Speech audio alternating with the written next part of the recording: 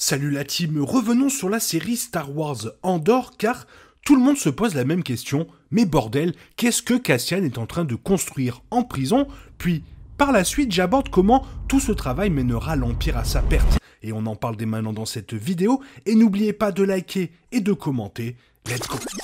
Petit message avant de commencer réellement cette vidéo, on est plus de 11 000 sur la chaîne, merci énormément à tous ceux qui se sont abonnés, et bonne vidéo!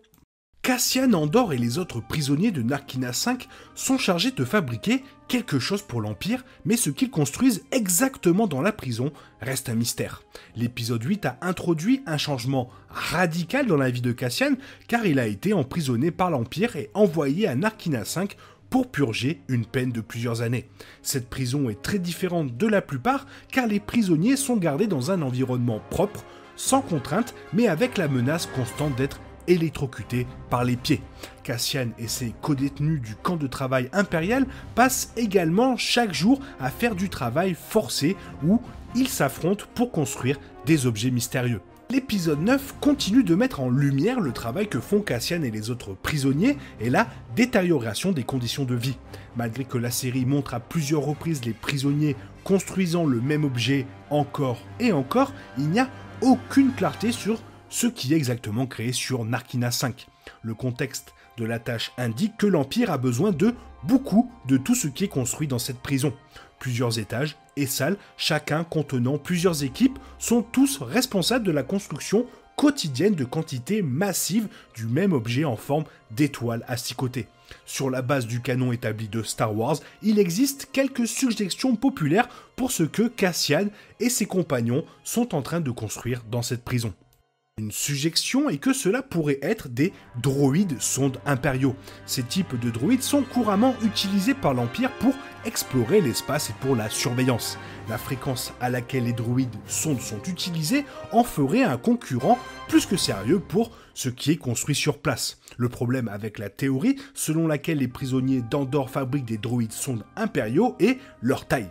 On estime qu'un droïde sonde mesure environ 1,50 m de haut et probablement la moitié de cette taille en largeur. Tout ce qui est construit dans la prison est beaucoup plus gros qu'un droïde sonde impérial, car il est aussi large qu'une table entière et nécessite plusieurs hommes pour le déplacer.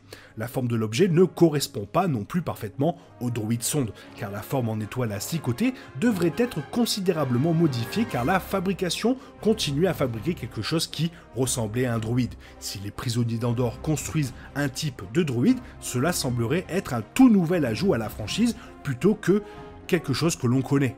Et si tout ça c'était lié à l'étoile de la mort?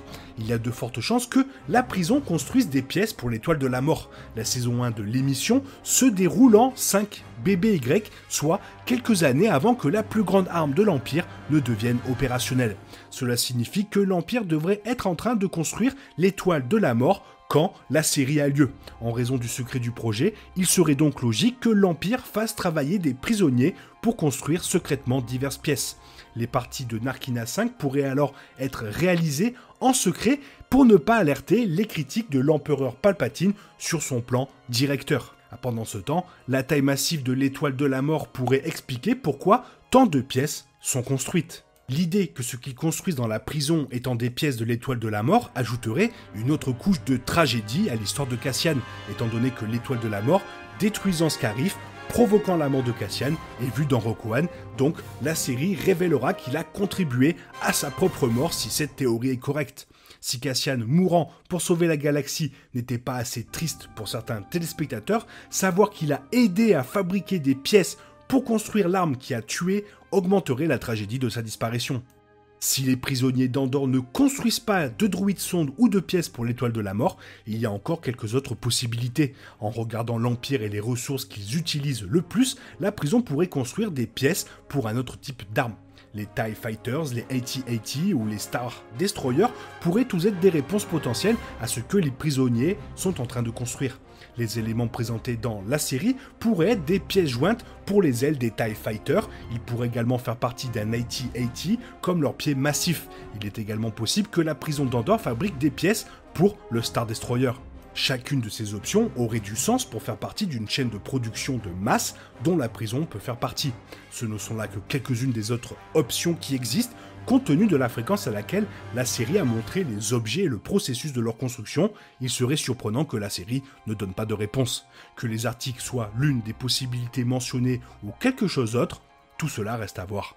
Mais le plus important dans tout ça, c'est que ça nous démontre que la plus grande faiblesse de l'Empire est son arrogance et son excès de confiance. L'épisode 9, Personne n'écoute, s'est avéré être l'un des épisodes les plus déchirants de la série à ce jour, approfondissant les conditions difficiles auxquelles sont confrontés les prisonniers dans l'établissement où Cassian est détenu. La mort tragique d'un personnage a servi de twist majeur pour le personnage d'Andy Serkis qui, jusqu'à la mort de son ami, croyait que l'Empire le laisserait partir quand il aurait purgé sa peine. Maintenant, Cassian et Kino vont planifier une révolte avec les autres détenus, sans aucun doute utilisant l'arrogance des gardes et la fierté injustifiée de l'Empire à leur avantage, prouvant que toutes ces constructions mèneront, quoi qu'il arrive, à la chute de l'Empire. Tout se met en place et comme Kino lui-même l'a admis dans l'épisode 9, il n'y a jamais plus de 12 gardes stationnés à chaque niveau de la prison à la fois. Détacher seulement 12 gardiens de prison contre des dizaines de détenus est une idée et un ordre complètement stupide, mais reflète la manière de voir de l'Empire. Oui, les gardiens de prison sont protégés des tortures du sol, mais ce que l'Empire Star Wars sous-estime toujours, c'est le désespoir, l'espoir et la force de volonté qui s'enveniment et se propagent lorsque les gens sont privés de leurs droits humains fondamentaux pendant trop longtemps. Ceux qui n'ont pas d'autre chance de liberté ne reculeront devant rien pour la trouver, même en endurant une douleur horrible ou en risquant leur vie pour trouver les points faibles d'une installation. Les gardiens de prison de l'Empire ne sont pas prêts à faire face à ce genre d'engagement, certainement pas en si petit nombre, tout comme les agents de sécurité de Cyril n'étaient pas prêts à faire face à un revers sur Ferrix dans les épisodes précédents. L'Empire croit toujours qu'il est intouchable, mais il s'est avéré faux d'innombrables fois. Alors pourquoi l'Empire est si confiant? Il y a des raisons derrière l'excès de confiance de l'Empire dans la série et le reste de la franchise. Il règne sur toute la galaxie, applique de nouvelles lois sur des coups de tête, contrôle l'économie et commande la plus grande flotte et armée que l'univers Star Wars ait jamais vue. L'Empire de Palpatine règne par la peur et le fascisme, alors pourquoi devrait-il croire que ceux qui n'ont pas d'armes et vivent de miettes seraient une menace pour son pouvoir et son contrôle? Sans oublier que l'empereur lui-même est un puissant seigneur Sith dans un univers où ses principaux adversaires, les Jedi, ont tous été décimés. Le plan de conquête de l'empereur Palpatine a fonctionné, les systèmes impériaux ont été mis en place, et tout ce que l'Empire avait à faire était de défendre son territoire et de réparer les faiblesses en cours de route. Mais c'est là que réside le problème. Aucune faiblesse n'a jamais été corrigée et aucune leçon n'a jamais été vraiment apprise. La première étoile de la mort de Star Wars a été détruite. Ok, l'Empire a donc décidé d'en construire une seconde. L'Empire croit que parce qu'il contrôle toute la galaxie, il y a les moyens de remplacer tout ce qui est perdu. Armes, navires, ravitaillement et même les gens. Quelle est la perte d'un bâtiment quand vous pouvez en construire 100 de plus ? Qu'est-ce que la perte d'un cadet quand vous en avez des milliers d'autres qui étudient à l'Académie impériale? C'est du gaspillage? Ok, mais ce genre de pensée arrogante qui conduit à croire qu'une organisation est invincible, ce qui est exactement ce qui a conduit à la destruction éventuelle de l'Empire.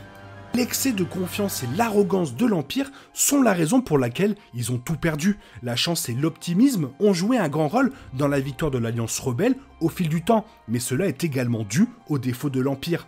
L'emprise de l'Empire qu'il détient sur la galaxie lui fait croire qu'elle ne peut pas être détruite. Il n'y a plus de processus démocratique, après tout, alors qui peut leur dire non? Qui est prêt à affronter toute une armada de destroyers? Les désespérés et les pleins d'espoir, c'est qui? L'Empire croit que sa force est suffisante pour vaincre n'importe qui, mais l'espoir l'emporte à chaque fois sur leur confiance. L'Empire, en un sens, devient paresseux à cause de son faux sentiment de sécurité, tandis que les rebelles et des personnages comme Cassian et Kino se battront jusqu'à la mort pour reprendre ce qui a été perdu. L'arrogance conduit au manque de préparation et c'est probablement précisément ce qui attend les gardiens de la prison impériale dans l'épisode 10. Voilà, c'est tout ce que je voulais dire sur les constructions sur cette prison et sur la chute de l'Empire. Toi, qu'est-ce que tu en penses? Fais-moi part de ton avis dans la zone commentaire, car tu sais que j'aime énormément vous lire. Et j'espère que la vidéo t'a plu, et si elle t'a plu, n'hésite pas à la liker, la partager, à t'abonner. Merci. Je te souhaite une bonne matinée, après-midi, peut-être une bonne soirée ou un bon week-end. Bisous bisous, que la force soit avec toi.